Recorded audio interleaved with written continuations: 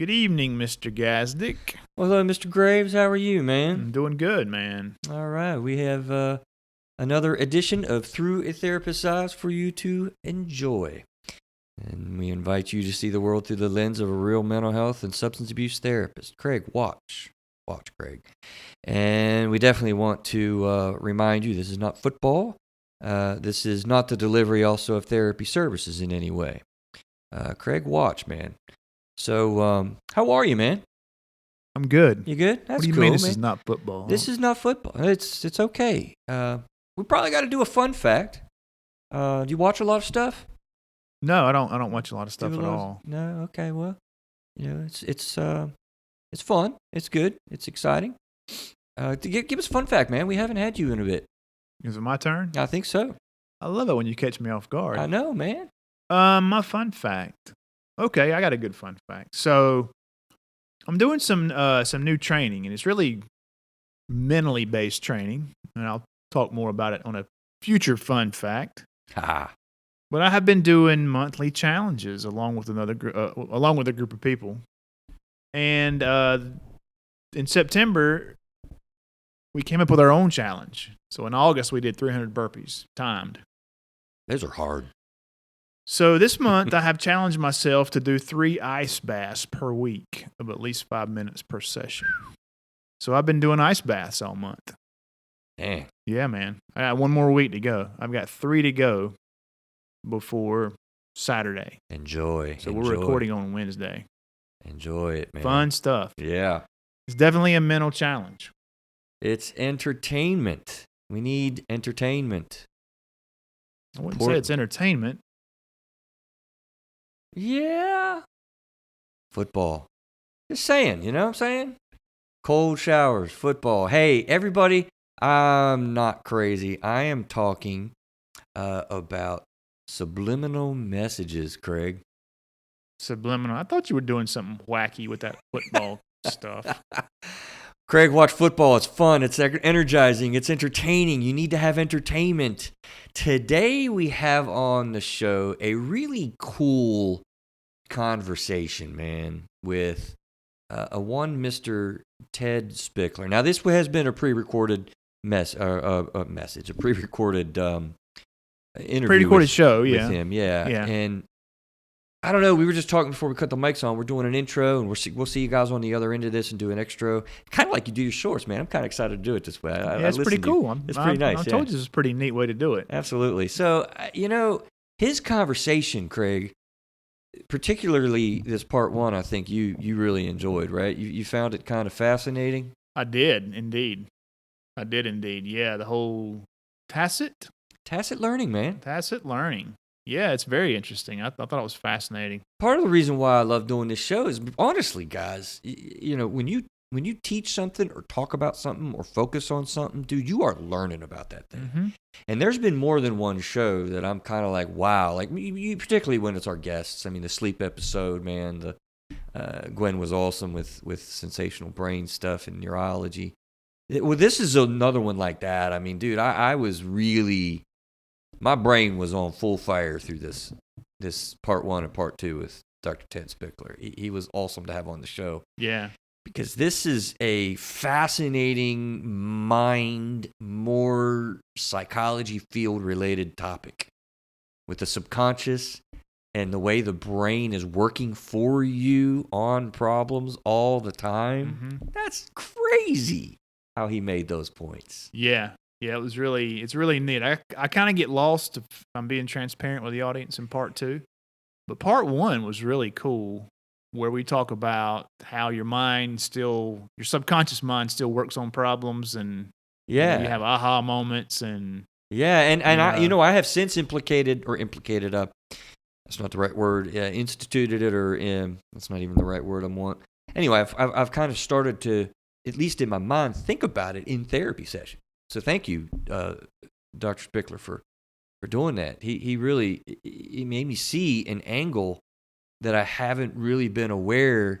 Probably at times I've been using it because, hypnosis and, psychology and guided imagery, a lot of those things, and, automatic processing and how trauma works. I mean, so a lot of that stuff I kind of as he was talking, I was throwing bits and pieces in my brain, like, oh yeah, that fits, and oh yeah, we do that, but just piecing it all together was really fun.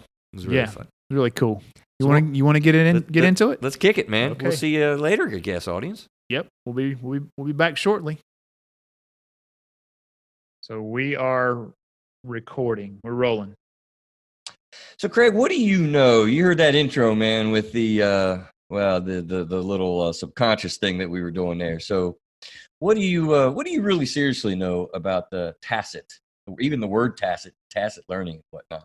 I don't know much. When you showed me the book, I even pronounced it wrong. That is true. I can attest to that. So that should tell you what I know. Well, it's a really interesting, cool topic that I was actually thinking about. And to be honest with you, I actually kind of started using it very purposely in my head in this last week in my office, and maybe I'll get a chance to kind of throw that in and as we go along, because we got a guy that's with us, audience, as advertised. We have a Dr. Ted Spickler who is with us, and he is the author of this writing project, Gaining Insight Through Tacit Knowledge. But there's more than that, Craig. You want to know more than that about Mr. Spickler? I know.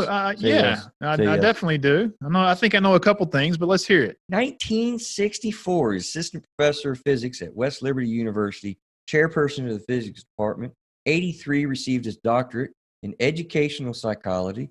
To a large part of his career, he provided the education system, starting kind of in the Pittsburgh area and extending essentially across our nation, man, with some programs and improvements on how science and other things are taught in schools. He's all about the education system in a lot of ways. He worked with several companies up in his hometown area, including in projects including the National Science Foundation, with initiatives such as the local systems change, which has brought kit-based science teaching to that. It's been an effect on our nation, this gentleman has. Mr. Ted Spickler, thank you, and welcome to Through a Therapist's Eyes.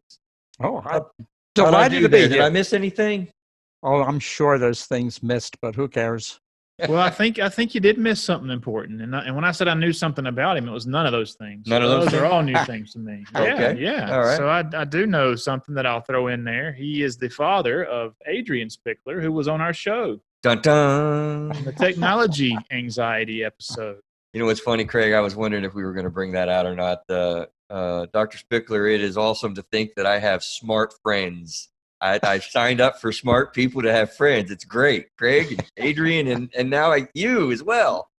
Yeah, and our website, if anybody noticed, was down, and Adrian came to the rescue. So thank you, Adrian. I know you'll hear this. Appreciate you helping us out there, man. He truly rocks for sure. There's no doubt. He does a better job than any. He helps me out all the time. Does he? Yeah, it's nice to have a member of the family who's your IT department. That's awesome, because I kind of figured that you were kind of pretty technical savvy yourself, huh? Am I wrong about that? I did a lot of computers back with Bayer Corporation, but that was back in the 80s and the 90s, and everything I did back then is now in a dumpster. Really? Yep. That's ancient stuff. Yeah. Well, I got to share with you a memory that was one of my coolest memories, and I have known you guys for a little while, and I think we could probably pick multiple topics on psychology and hit them with you. We'll have to maybe have you back on someday. But I remember up hanging out. What was it? It might have been, I don't want to out his age, but Mr. Adrian. Oh, I'm old. Well, I'm he's ancient. 40. Yeah. Who is 40? Adrian's 40th birthday. Yeah, that's you right. brought in this amazing case. It felt like it was 007's computer himself. Do you remember that? Nope. I don't remember things. You have to remind me of everything. I don't remember. Well, that's my fondest memory. I mean, you were so proud, and it was so cool, and you pulled out this computer, and I was like, man, these guys are awesome. I can't believe this. So tell us about your history and what brought you to this topic and kind of where you're from, what makes you you, and who you are. So we have an idea. Who am I? Well, I got interested in Polanyi's tacit theory of knowledge back when I was starting to teach at West Liberty. And I was lucky to bump into a professor of philosophy at West Liberty. And he taught a course in the philosophy of science, which I'm, of course, always interested in. So I sat in on that class, and he let me in on something that ever since has seemed to me to be almost a secret, because you can't find it in very many books. In fact, you might not want to tell anybody about this. Okay. See, this is a secret because people don't know about it. So you're ahead of the game because you're going to hear about this tonight or today or this morning, whatever it is. And it has to do with the use of intuition, how we use our intuition, and how to structure it so that we learn better and learn easier. I shouldn't say easier because nothing's easy. But if you don't understand the tacit theory of knowledge, you're kind of, you're going to struggle. Right. So Michael Polanyi was a physical chemist back at the time of the 30s. In fact, he was in Russia. No, not Russia. He was in Germany. And he was a friend of Albert Einstein. They were working together at the Kaiser Institute in Germany. And unfortunately, Hitler came to power and he had to flee. I've heard of this guy before you mentioned. Yeah, he fled to England, and he was so upset about World War II that he decided he has to study how people could have done this. How could you have arranged to have someone like Hitler take over Germany and then destroy millions and millions of lives all over the world? So he became a philosopher. And then that led him into trying to understand the mind. And then that led him to come up with the tacit theory of knowledge, which is so interesting and relates to all of us. So I ended up getting his book, which is hard to read. And so then I wrote the book that is easy to read. See, there it is. That's the book. That's easy to read, whereas his book is very hard to read. And so I fought my way through it and developed more about how we can apply his tacit theory of knowledge to learning, which is something that, of course, is something that's close to my life all along. How do you learn something like physics, for example? Physics is well known for being difficult. Right. And so anything that can be used to help learn difficult things is, of course, something that I'm very interested in. Tacit knowledge today is referenced by some terms that you may have heard about in psychology. For example, there's a term called procedural knowledge versus declarative knowledge. Now, have you run across that? Well, I think we've run across a lot of those types of things. Let me back up a little bit if we could. Because I want the audience to understand, I think that we have kind of two main drives we wanted to kind of hit, if I recall, and you kind of thought was a good idea, right? So, right. So, because we need to learn a little bit about what this is and tacit knowledge and tacit learning, rather, because it really applies in so many ways in our lives. I agree with you because I've thought a lot about this, and I'll admit to the audience as well. I love when we have people on our show like this, because right now, like, I am totally like in school, right? Remember when we had your Dr. Stafford for sleep, man, right. I was totally digging in there too. So we want to look at, like, learning in schools is one big part, and the other big part is, I want to think about, and I want to drill you a little bit about learning in a therapy office, because those are two main applications to this. So that's to set that up for the audience. And we're going to have, I think, a part 1 and a part 2 here, probably because there's so much to cover, and we want to get some good groundwork laid for what, Ted, I think you're right. There's not a lot on the internet to research and to know about, tacitly learning things. It took a little bit for me to get. Well, I'm not sure I know what it is yet. So Yeah. what is it? I know you mentioned intuition, which got my attention. But what is tacit knowledge, Dr. Spickler? I think the way to start it is to think of an example. And we'll start with an example that we've all been familiar with. Suppose you go back to the time when you first learned to ride a bicycle, a two-seater bicycle. We're not talking about tricycles. They're easy. They've got wheels on the back, right? But if a two-seater bicycle is tricky, because what happens? You start pedaling the bike, and before you know it, you fall over. Now, think about this. Now, you may have learned yourself, and then you might have a child that you're trying to teach how to do a bicycle. Is there such a thing as a book that you could pick up and read and then hop on a bike and successfully ride it? I'd say no. Right. You say no. Well, no, why is that? Why can't you write a set of instructions clearly enough that you read the instructions, hop on the bike, do what it says, and ride down the road successfully? See, there's something wrong. That would take a lot of detail. It would take a lot of It would take a lot of care to do that. And in fact, no matter how careful you are, you will fail. It won't work. Craig said that. You can't do that. Well, why is that? Well, some learning depends on a kind of awareness that Michael Polanyi called focal awareness. And that's the kind of awareness that we think of normally to be aware of something. Focal awareness means your consciousness is directed to something specific. Like, I'm focally aware of the two of you. I can see you sitting on the screen in front of me. One of you has glasses, the other doesn't. This is focal awareness, where you are consciously paying attention to something. I am focally aware that it looks like there's one of those things in the back of the room where you put in a frozen package and you press go and it warms it up. A microwave oven. I see it. Yeah, I'm focally aware of that. And we're all accustomed to focal awareness. When you pick up a book and start to read it, you're focally aware. It's the obvious kind of awareness that we take for granted and don't think anything of. But there's another kind of awareness. This is the tricky one. This is the one that's hard to understand.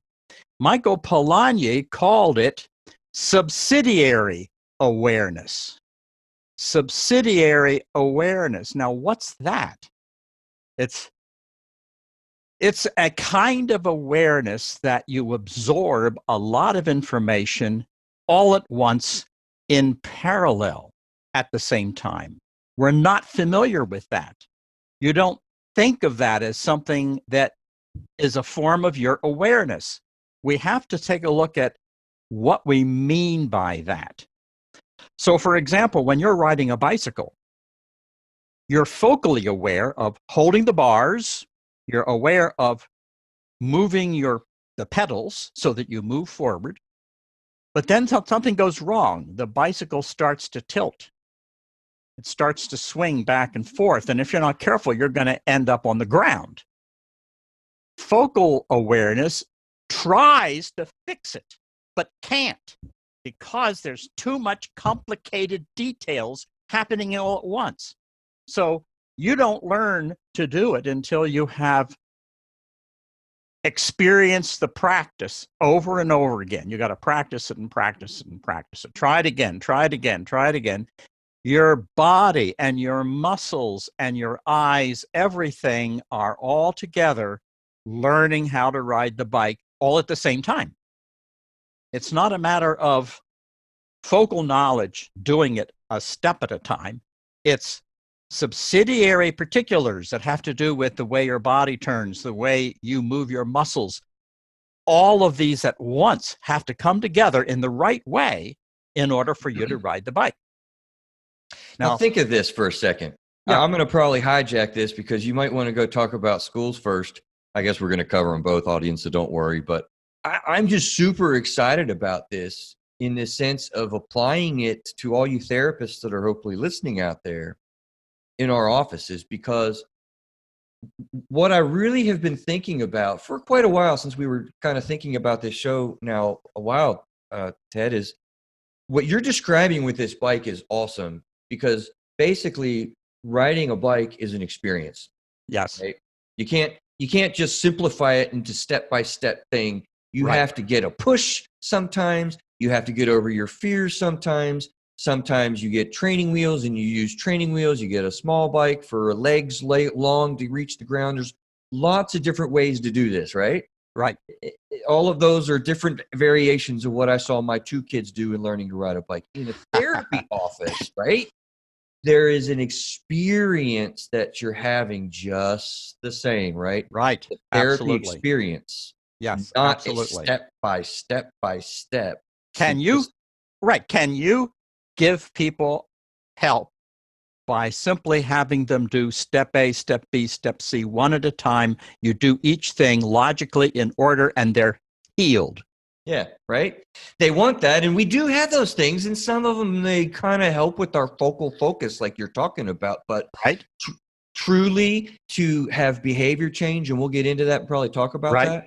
Right. It's I'm telling you, it's little known. You're exactly right, but it's right down the alley of what you're talking about with the experience behind that focus. Yes. And it's an experience that takes time to gather. And then the other part of that gathering is all of these different pieces and parts, as Michael Polanyi called them, subsidiary parts have to come together. They have to work together. So another example would be learning to drive a car. When you learn to drive a car, my grandson knew how to drive a car. He saw me drive a car. It's very simple. You turn the key in the lock, you grab the steering wheel, and off you go. I know how to drive a car, but now wait a minute. What happens when you're driving down the road and something goes wrong? Your focal attention, that focal attention is often not enough to solve the problem. You have to draw on all of your eyesight, your hearing, and your experience, your practice. Everything has to come into play in order to be able to drive that car, put on the brake, turn to avoid somebody coming at you, and whatever. So we see how the structure of tacit knowledge has these 2 parts, focal and the subsidiary. And it's not just physical practice. It also happens to affect you when you're trying to understand something abstract. And that's where we get into something totally different. Abstraction. So, for example, you could learn to do algebra, where you start with focal knowledge. You have a textbook. You follow the details. A plus B equals C, and so forth. But if you continue to practice and practice, your brain starts to automate the algebra. It becomes more automatic. And then that allows you to go to the next level, something more complicated. People will say, I'm no good in math. That's like saying, I'm no good in math. I'm no good at math. I'm no good in math. I can't drive a bike. I'm no good at driving a bike. I can't ride a bike. I'm no good at it. I can't drive a car. I'm no good at it. Anything that you're no good at is simply something you haven't practiced enough. Anything you're no good at is something you haven't been willing to practice enough. That's a big statement. Okay. See, really? and the theory of tacit knowledge helps us to understand that. We are understanding the nature of comprehension. Understanding something involves practice. Whatever it is, you got to practice because you want to automate the information going into you. You want to automate your muscles. You automate the combination of your eyes and your ears and your feeling. Everything is automated, and then that allows you to now go to the next step, something more complicated. Right. You know, it's funny that you're saying that. I love the quote that you just highlighted there. I was at a conference. I say that all the time, don't I, Craig? Yeah. And they were talking about the very complicated structures of neurons and neuron processing and, kind of how all that goes in. And he said, you know what? I can simplify this for you. He's like, I really can. I know this is all complicated, but he said, you know what the brain is? You know what the brain is good at? Very simply, what it does. And I put what he said there with kind of what you were just saying there, where, when you really put focus and I think when we're dealing with emotions in the therapy world, I think of it as a very purposeful objective. Focal objective. Yeah. Yeah. You want to get somewhere. Mm-hmm. Well, purposeful meaning not the focal, but you got to be very purposeful and action oriented to put your attention to practice the emotional awareness and changes. And then it all kind of comes together probably later on with what you're talking about. Yeah. Does that make sense? Yes. And the idea here is that when you first start to learn whatever it is, you are accumulating these little subsidiary particulars, these pieces and these parts. They're coming together. And until they form a coherent whole, you don't understand it yet. Have you ever had the experience of trying to learn something, somebody explains it to you, and you say, I don't get it. I don't understand. So they explain it to you again, but you still don't get it. You still don't understand. And it's very frustrating. Here's where, if you stop too soon, you will say, well, I can't do this. I'm no good at this. Yes. Yeah, I'm no good at this. I can't do math. I'm not good at whatever it is. I'll give you an example. When I was learning physics, I was in high school, and there was a formula that we don't have to look at. It was a formula that describes how a wave moves forward through space. And there was this formula, and I was looking at it, and I couldn't understand it. It didn't make any sense. And you read the book. Nope, doesn't make any sense. You talk to somebody. They still can't explain it to you. And so no matter what you do, you're stuck, and it doesn't work. Well, I would come back to this periodically over a period of days. In fact, I think it took a couple of weeks of worrying about it when all of a sudden, I understood it. The understanding comes roaring out of your brain. Right. It's amazing. It's amazing. It hits you over the head. It's a whap. Aha. Oh, of course. I understand that. Why was that so hard? Why didn't you explain it to me? And yet, the analytical, step-by-step, one at a time, focal explanation isn't good enough. It doesn't click. Right. How does this click? What happens that it clicks?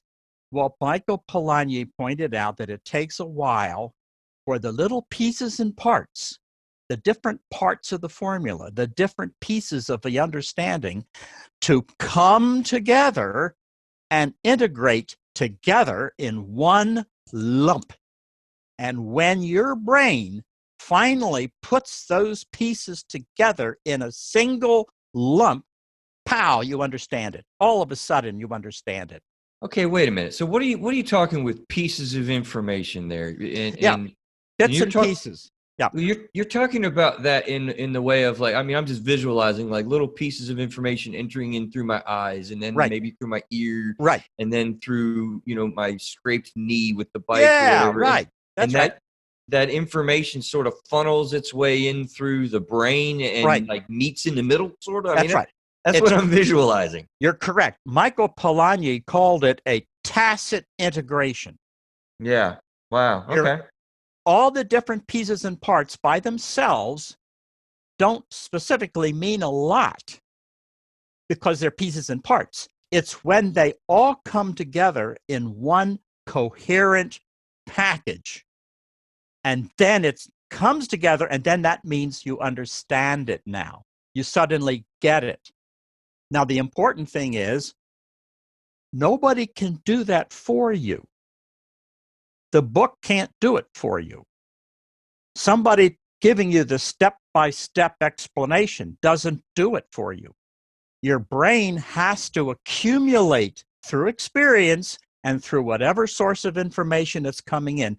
That has to be accumulated, and the brain puts it together and doesn't do it right away because it's hard and it doesn't understand exactly how these pieces and parts fit. Eventually, the brain figures it out. In fact, there's something that Polanyi called a logical gap. These pieces and these parts are like a picture puzzle. You've got all these puzzles, these picture pieces spread around on the table, trying to make this picture puzzle fit together. Well, now this piece goes here, that piece goes there, but wait a minute, what does this piece do? Why is it over here? How do I find that? The brain learns gradually to put the pieces together, and the formation of the puzzle is the integration of all these pieces and parts into a whole, which is an understanding. It's a creative act. Now, here's something really important. When you go to school, or when anybody teaches you anything, you don't think of your being creative. You think of the teacher knows, the teacher tells me, the book knows, the book tells me. And that's not really the case. The teacher and the book and your experiences are bits and pieces that go into your brain. You depend on your brain to be the creative thing that combines it together and sees the whole thing. You're creative when you learn something. You create that learning inside of your brain and you go, oh, I get it now. Kind of creating an idea or an understanding, or in the psychology world, creating your schema. Yes. Yeah. Anyone in the audience ever heard of schema? Yeah. This is a schema. Yes, it is. And schemas are things that combine all the pieces together. Before your brain has put it all together, it's confusing. Craig, do you ever know you had schemas? Do you know what the story? I know the schema. Yeah. It's funny because we use these big terms, Ted, or these weird terms, and I think that people listening across the nation or the world, really, for that matter, are I mean, it makes people's heads spin and they start thinking this is some mysterious weird thing. It's just your understanding. It's just your understanding. Your story, you're putting it together. You put it together. You're the creative person. Yeah. So what we tend to do is we tend to glorify the first person who put it together. The first person, like Newton or Einstein or whoever was the first person to put it together, they get the prize. Right, they get the prize. But you as a student actually do it also. Because although the road is easier for you because somebody can lay it out. Here, you've got to understand this piece, that piece. You got to get this piece. You got to practice this piece. And so they're laying it out for you. You can create this roadmap. You're following the roadmap. Here are all the puzzles pieces for the picture. You're going to put this puzzle together. But actually, you're still being creative when your mind finally puts it together and you go, aha, it's an insight. Yeah. And what's cool about that is, for people into a therapy experience or a mental health experience, I mean, you're right. This guy figured out some E equals MC T over whatever 5 it is squared, right. I think, right? Yeah. And now I can do that and I can know that and I can understand that and I'm creating that. So it's interesting and cool that you as a professor and as a teacher for a lot of your career can help the student understand that they're learning. But what's interesting is what about in a therapy office, right? Where I'm learning about me, right? Right. Well, right. No one else has ever done that, nor can. Right. It's inside of you. You have to be creative. Creating me in a sense. Yeah, absolutely. And right. It's a creative act inside of yourself, inside of your brain. Notice that the brain doesn't do it instantly, does it? It takes time. At least 3.5 sessions, Ted. That's right. It takes time. Well, now Michael Polanyi has recognized that. And he says, in order to do this, you've got to, first of all, you must immerse yourself. The word immersion. You must immerse yourself. So, for example, if you want to learn to ride a bike, you've got to immerse yourself in the bike, the process of riding it, falling over and skinning your knee, whatever. It's repetition, practice. You're immersing yourself in it, and then you go home and sleep on it. Oh dear, we just ran into a problem, Ted.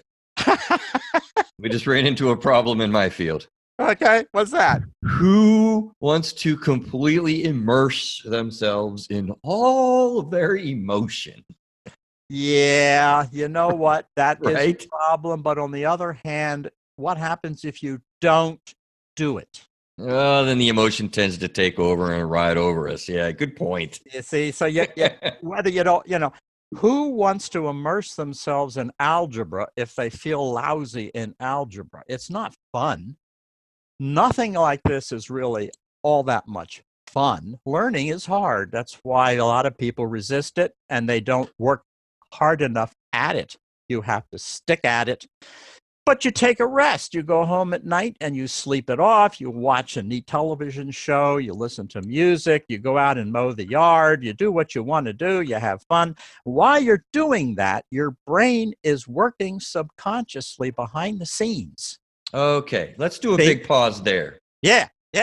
Let's do a big pause there. Craig, let me hear your view if I could. And this is so unfair. This is so unfair to him. I do it to him all the time. Yeah, he loves it by now. He knows you're going to nail him. Okay. Yeah. Okay. It's catching him cold is kind of what we call. What describe the subconscious? The way I would describe the subconscious is it's thought patterns or whatever that gets programmed into your brain. So Dr. Spickler is talking about riding a bike. When you learn to ride a bike, you no longer think about it. You just jump on the bike and go. When you're driving a car, you just, sometimes you don't even remember how you got home. Right. That's right. Because you just go. Or if you're not paying attention and you're going somewhere else, you end up going the same route just because that's the way you're programmed to go. Right. Disassociated. Yeah. So that's the way I would describe the subconscious mind. You did really good attempt. Ted, I'm not even going to try, brother. What is it? The thing about the subconscious mind is that something's going on in there, but you're not aware of it. You're not conscious of it. The brain is busy even when you're not aware that it's busy. See, I don't even get what we say with that. I mean, I've always been fascinated by this, and so I've never really done, you hear old school therapy practices of, psychodynamic theory and the Freud stuff. And I draw from some of that because that was some of my original training and whatnot. But all of the, and I think I'm probably unfairly, I want to say that more of the psychology world than, I do cognitive behavioral therapy and experiential stuff and different things. Right. And, I kind of morph them together. But do we really have a science understanding? It's such a mystery, isn't it, about the subconscious versus the consciousness and all that goes with that, and hypnosis, and there's a lot there. There's a lot there, and the psychologists and particularly the neuroscientists are doing a lot of research on this right now. There's a lot of research going on. They've done a lot of research showing that there's all kinds of stuff going on in your brain all the time. And most of it is not conscious. Most of it is underneath your awareness of consciousness. Consciousness is mostly that focal awareness. We're aware, right. It's focal awareness. And I've read enough about the neuroscientists who point out that if you've got 10,000 neurons firing that have something to do with something, that raises that something into consciousness. But if you've got less than that, the neurons are firing all the time, but you're not conscious of it. You don't know that it's happening. Wait a minute. Say that again. The number of neurons people are beginning to find in research through neuroprocessing and whatnot, what? What they're finding is that it takes at least 10,000 neurons firing for that to become conscious to you.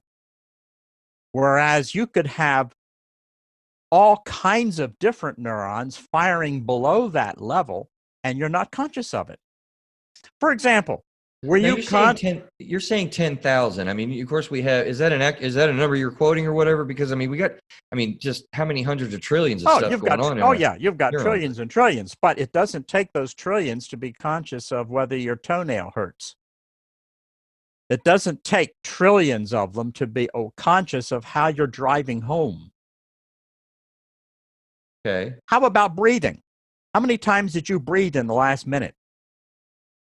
37 times. I'm Just kidding. Hopefully not. You're not aware of that, and you thankfully don't have to be aware of it. There are neurons firing to make sure that you breathe. Other and less than neurons, 10,000 or whatever. yeah, less than 10,000. There are other neurons who are, your heart is beating. Do you hold your hand over your heart and worry that is the next beat coming? Come on, beat. Come on, heart. Another beat. Let's go. Let's go. Some people do. Some people may, but the fact is, so much goes on in your brain that you are completely unaware of. Your brain is so busy with all this stuff. And not only that, your brain is busy working on a problem that you're trying to solve, and you don't know it. Okay, let's pause there. That's fascinating. Your brain right now is working on, maybe you're trying to even suggest not even several, but we'll say like many problems. Yes. The problems with my mother.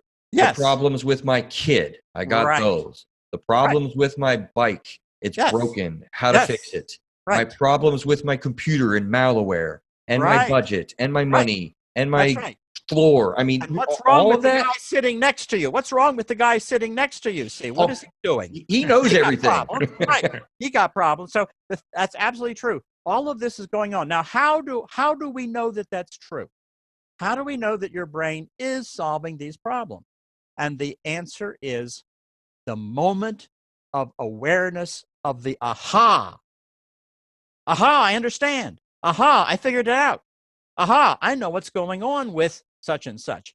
Where did that come from? That's fascinating. You did not logically come to that conclusion. You didn't figure it out. It happened to you in the subconscious mind. It's working for you. It's working for you.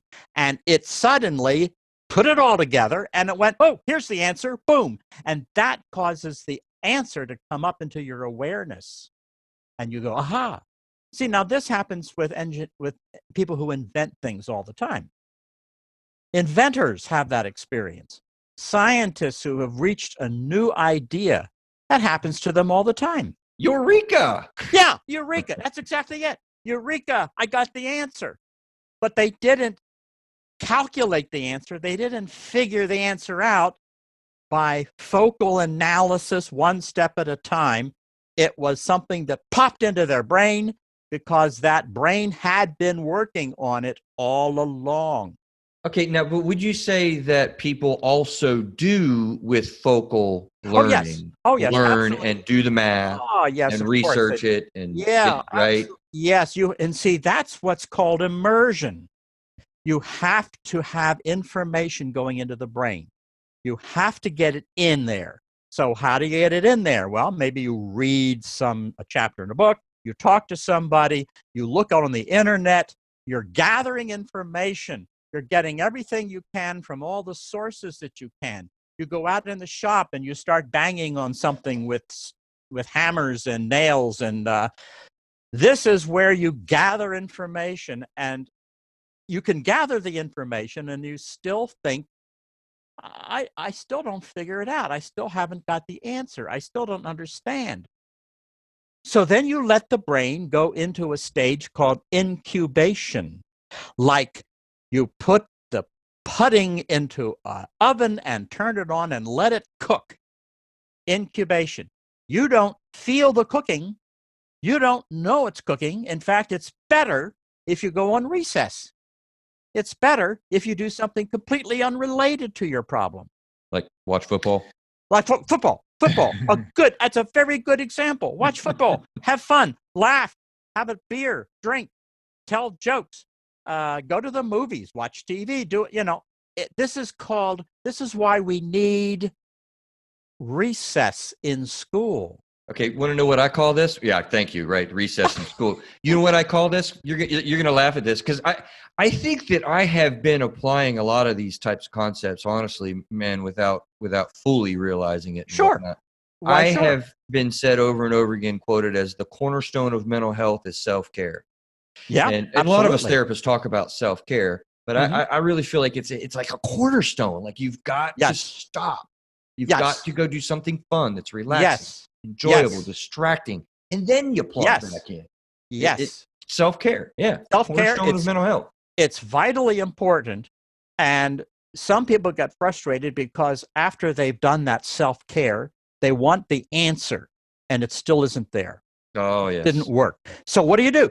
You go back and get some more information. You read another chapter in the book. You do some other stuff. It can take an unknown period of time. You cannot predict how long it'll take for that subconscious to pop up and give you the answer. Craig, you you have to look be like you had a thought. What do you got going Man, on? I got a lot of thoughts. This is fascinating stuff. Right. So, like, if you're pulling your hair out over, and I've done this over technology before, and people say yeah. get up and walk away, and Yes. and I've done that, and Yes. and the answer seems to come once you've calmed down a little bit. Yes. And so there's science behind that. It's interesting that happens. This is what you have to do. And you there's a cycle here. There's a cycle that goes around and around. There is an issue you're concerned about. You collect information, immersion. You practice, that's immersion. Then you let go, and your brain, subconscious mind will incubate on this. It'll fascinating. Cook. And then if you don't have an answer, you go back and you do this again. You get more information, more immersion, and let the incubation occur again. You cannot predict how long it'll take. Don't be frustrated. You get frustrated. You get angry. I can't do this. I can't do this. I don't know math. I can't do this. But give it time, and you come back again. And at some point, you'll be surprised when it goes, aha, that's it. I was going to say earlier, it takes patience, right? Because there's some patience that has to be involved here. Yeah. I was going to say another question I would have is, does it help to... We've talked about mindfulness and meditation and yoga and all that, wacky doodle stuff on here. But does it help to get quiet to allow this thought to come up, or the answer to show up if I'm watching the news? Or oh yes, meditation helps. Anything that calms you down and allows your brain to work away underneath it all, underneath all the noise. Your brain will work for you. Now, how do you know your brain is going to work for you? You ask it to. Okay, ask it to. You ask it to.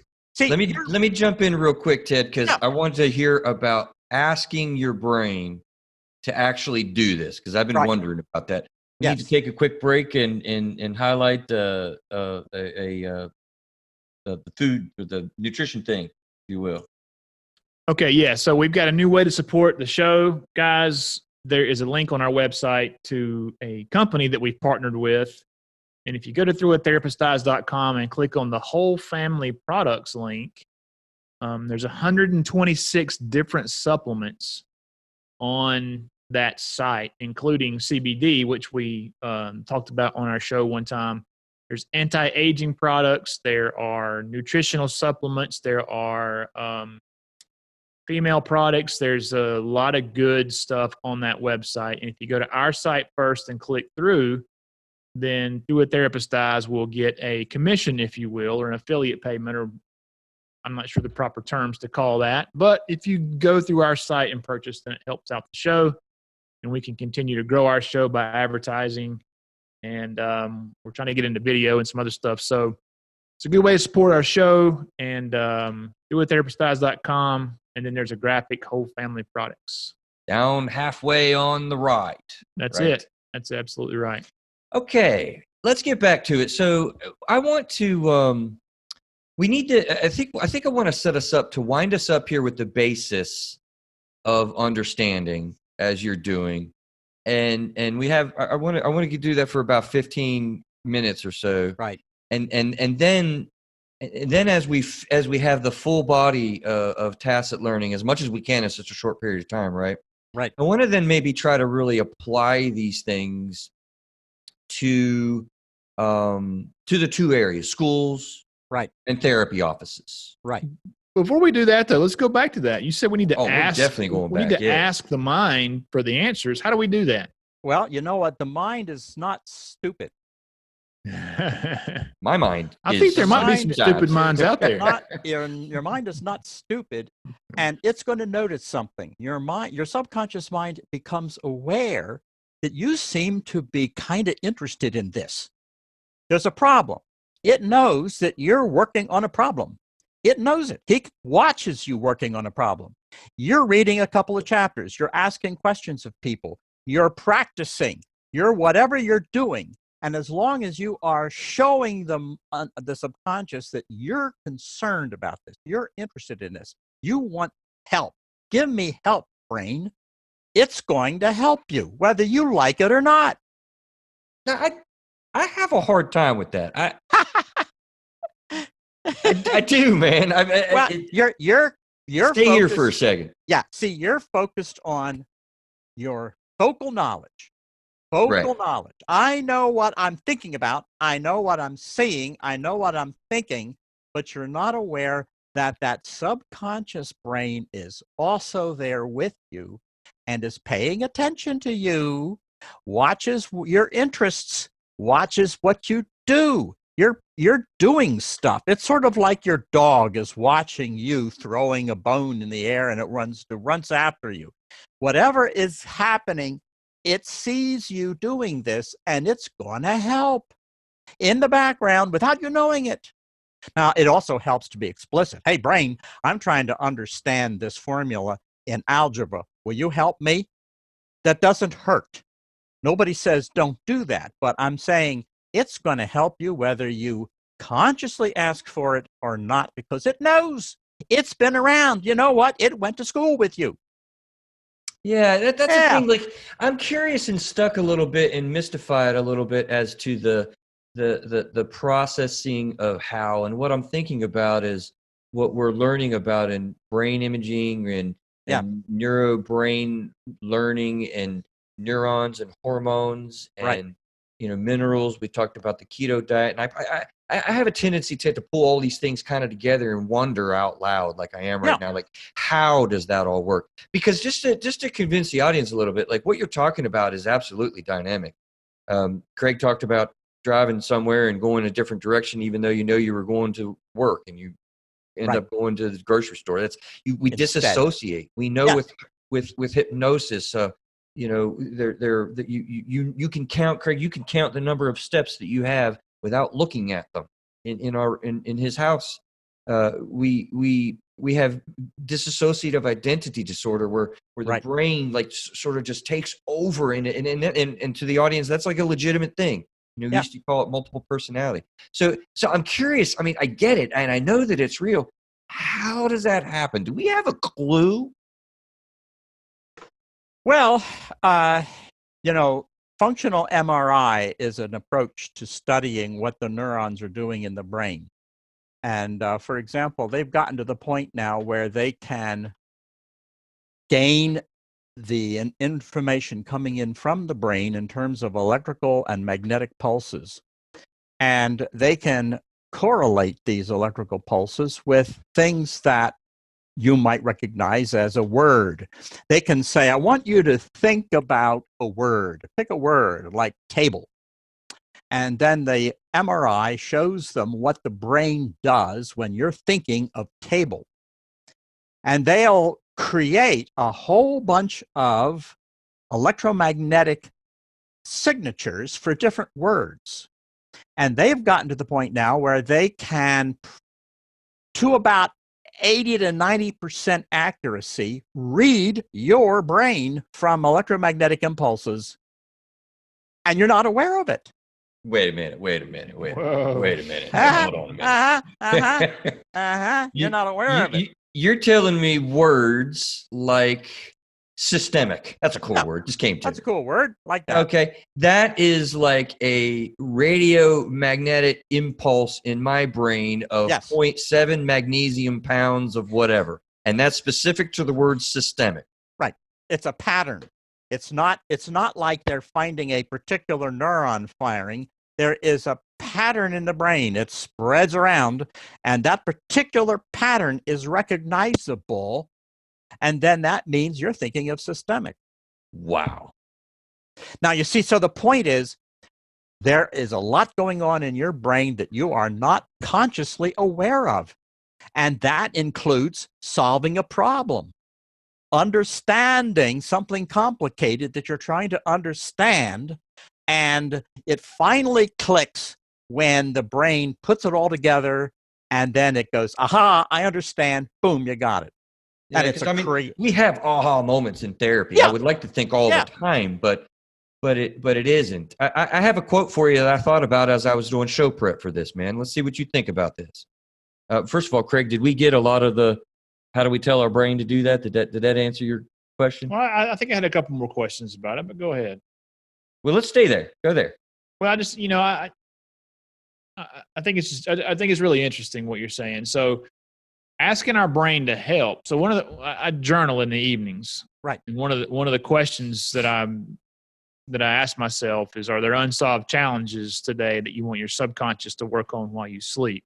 Yeah. So writing that down tells my brain to work on that, and it does. It helps, but again, you don't have control over how effective the brain and how fast it can work. You have to be patient. If you wake up the next day and the answer isn't there, don't assume that it didn't pay any attention to you. You have to presume that it's still working on this. It's got other things to do also. Yeah. You have to be patient. Now, I'll give you an example of this. There is a famous inventor. His name is John Fitch. John Fitch wanted to put an engine on a boat so that the boat, this was back in the 1780s, so that the boat would be moving upstream under powered by an engine. Nobody had figured out how to do that. So he was very frustrated. He couldn't figure out how to do it. He tried screws, like propellers, but he didn't know how to design the propeller. It didn't work. So he finally gave up. He went to the local pub and he got drunk. There you go. See, get drunk if you've got a problem, okay? Take that with you. Take that. Get drunk. You go Quite home. liquored up. He got liquored up. He went home. He lay down in the bed. He was just not feeling well. And he turned out the light, and then all of a sudden he sat bolt upright, relit the candle. This is the days of candles. He lit the candle. He had figured it out. His brain gave him an answer. He knew he had to get that drawing down immediately because the next morning he wouldn't remember it. So what was the idea? See, in those days, people are used to rowing canoes. You have a rowboat and you row, right? You're using a canoe. You're crossing the stream and you're rowing. That's what he thought of. How do you turn rowing into something that can be connected to an engine? Well, that's kind of hard to imagine. How do you do that? His brain solved it that night. He woke up and drew a picture showing a series of paddles in the water linked together with a bar that went up, over, and down, back, up, over, and down, back, up, over, and down. And he figured out his brain told him this is how you hook it up to a motor that's going around in a circle. See, that's the trick. The motor goes in a circle, but the rows have to go forward, back, up, down, back, up, down. He figured it out. And he created the first steam engine, and he set up a business, and he started selling steam engine rides from Philadelphia up to Trenton. Interesting. And it came out of his subconscious mind at night. So when you said he figured that out, it was like a revelation, right? Set up out of bed and he got it was, oh yeah, it's like that. Aha! It's a revelation. It's a sudden bang. It hits you like a ton of bricks. So my question is, does it always happen that way, or may the answer be more subtle? Well, sometimes the answer sneaks up on you a little bit. And see, now, for example, I had that problem with a formula. I didn't understand how the wave is described by a formula. And it took me a couple of weeks. All of a sudden, I started to feel a glimmer. Oh, that minus sign, what it's doing is it's mathematically moving me back, and yet the wave is going forward, and I suddenly saw it. So sometimes it doesn't hit you like an explosion, but you start to see the pieces are coming together. You're almost watching the pieces combine. There it is. There it is. I gotcha.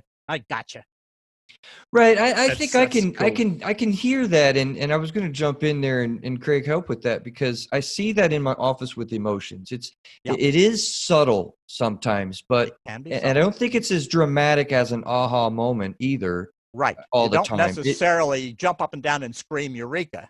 I have people constantly learning, and I like learning myself. And Right. it really is. I just think of like cooking an omelet, cooking an egg. It's like I Yes. like cooking, Yes. and I can learn more. I know it's with my focus, but I really feel like there's a subconscious conscious connection, Yes. if you will, that really blends together in a way that I don't think we fully understand. Because it's not like something just completely in the background. It's clearly not just something that's focusing in our consciousness. Right. I feel like there's like this weird blend that That's happens. tacit knowledge. Just Yeah. describe tacit knowledge. It's a weird blend, and it's something that you almost, if you look at it directly with your focal attention, you'll lose it. You can lose it. See, and there's plenty of examples like that. And that's important, what you just said. Yeah, you can lose that integration if you focus on a piece of it. If you look at a little piece of it. I hate to do this. I want to talk to you for 5 hours, man. So we gotta wrap up the basic knowledge of what we're trying to do, and then try to apply it in part 2 of understanding tacit knowledge. So how do we sum this up a little bit? And we can kind of in part 2, go with more as we need to. How do we summarize a little bit here? We'll summarize this and say there are 2 different kinds of awareness. One is the focal awareness, where you pay attention and you're directed to a specific thing. And this is the kind of awareness that we're used to, and we take it for granted. But then there's the other kind of awareness where your mind, your subconscious is incorporating all these little pieces and parts that we talked about, all the pieces and parts that have to combine and form a whole thing.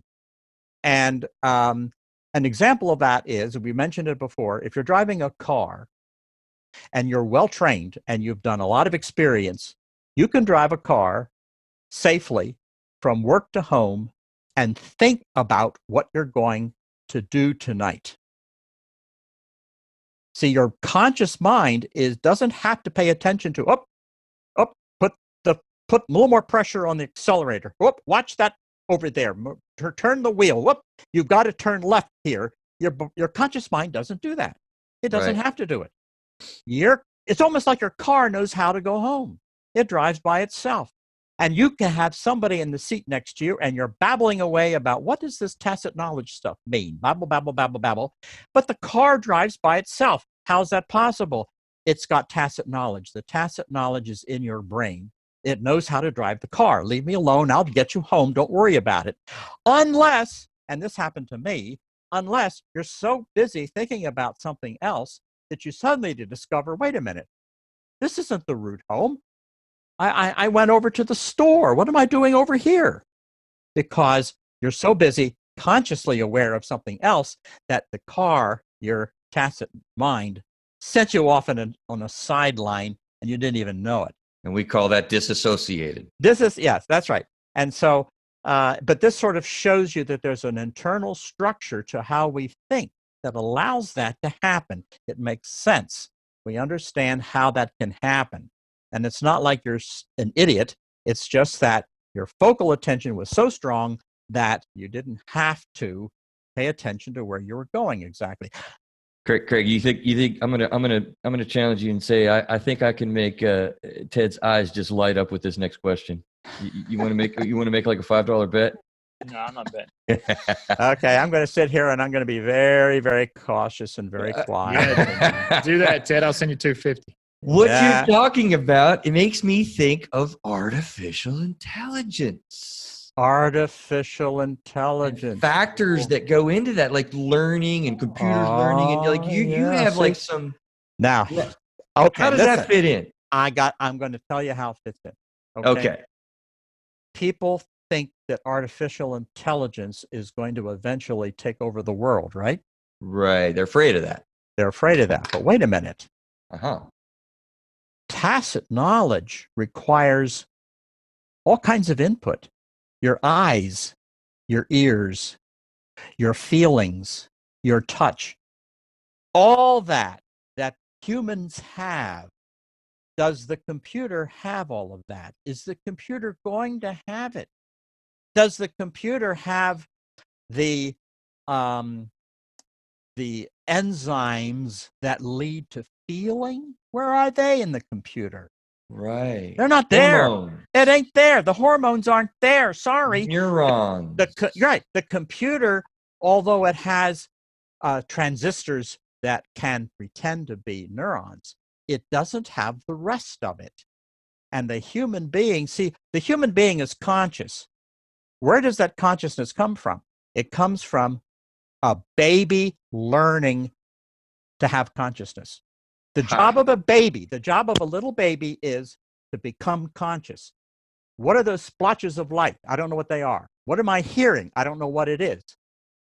There's something touching my hand. What is that? I don't even know what the hand is. The baby spends several years doing research. Psych 101, but human development, yeah. Absolutely. It's doing human development by itself. It's learning by itself. And there's part of it is in the DNA. Part of it is input coming in. Part of it is trying to figure out what is that round thing, what is that color, what's red. It's learning all of it. Its job is to create consciousness. It has to build consciousness. The computer doesn't do that. Okay. The computer can't do that. That is absolutely fascinating. It's true. And artificial intelligence has even just started. All they can do is start with the brain, and they can have the brain do analytical thinking. It can solve partial differential equations. It can do all that analytical thing, but where's the emotion? Okay. It's not there. We're going to pick up on part 2 with emotion and finish your thoughts of artificial intelligence, because I want to do a whole show on artificial intelligence. I'm not going to be selfish enough to do that. We're going to have to work on that, huh? Craig, did you see his slides light up a little bit? I knew. I think I had him right. Yeah, you got me. That's book 2, by the way. You think you can hang out with us for long enough for that? Yeah, I think so. I think we got to do that. Yeah. All right. Well, Craig, why don't you take us out of here? All right, we're back, and I'm not taking this out of here quite yet, Chris. I know, right? We listened to that. I'm like, why did I say that to you? I don't know, man. It's the first time we've ever done this. The shorts are kind of pieced together like this, but this is the first time we've recorded an interview and then gone back and added the intro and extra or outro, whatever you want to call it.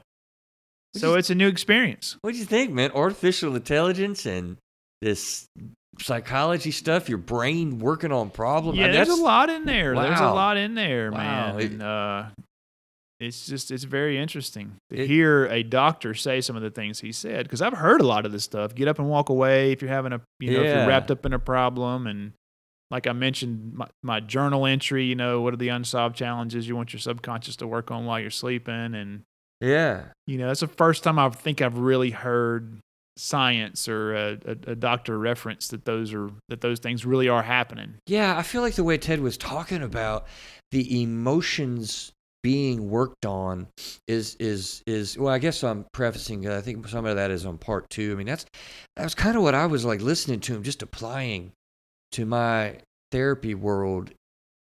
And as I think I said in the intro, man, I started to incorporate my thinking in that. I mean, you know how cool it is that if you're directing your emotional self by focus, and how he talked about that was, I need to listen back to it again, and this is one that I'll listen to a few times to pick more stuff out of it. But that just blew me away, man. Yeah, that blew me away. How fascinating it is that your brain is literally working on stuff for solutions that you've pointed it towards. True. in your subconscious mind. Yeah, and that's because like he was talking about, like it came from somewhere. It just doesn't come from the stars. Yeah, I mean, I've had those aha moments. If I'm working on mostly when I'm working on a technology issue, like if I'm writing some code or something like that to try to do some programming and I get stuck, it's a hard thing for me to do to walk away because I want to stay there till I get it. But if I have the discipline to walk away, a lot of times, man, it hits me like a ton of bricks. Yeah. Out of the blue. You need to go try this. And then that solves my problem. It's there. It's that. Yeah. It's just fascinating the way, there's probably something about decreased tension and decreased anxiety that helps the neuronal process work or whatnot. So, yeah, I really was enthralled with that one. I hope the audience enjoyed it, and I think they're going to enjoy part 2. I guess we'll do an intro for that. We will. We'll do that. But one more thing I wanted to mention was the artificial intelligence. Really, I was going to say, now really take us out of here, Craig. Yeah, the artificial intelligence thing was interesting too. I never have heard anybody say the things that he said about it having a conscious mind and.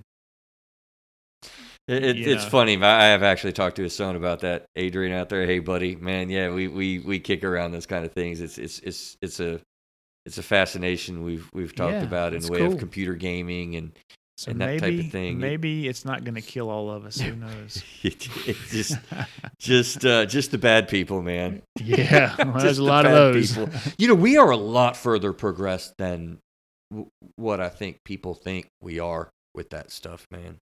Oh, I'm sure. AI. I'm sure that there's stuff that we don't know about. I mean, the stuff we do know about is pretty interesting. Yeah. Yeah, I'm saying even about what the capabilities are right now. Oh, I'm sure. Computers. Yeah, that's what I'm saying. I mean, I'm sure there's things we don't know that are fascinating and unbelievable, but the things we do know about, to me, are fascinating and unbelievable. But the consciousness that he talked about with that. Yeah.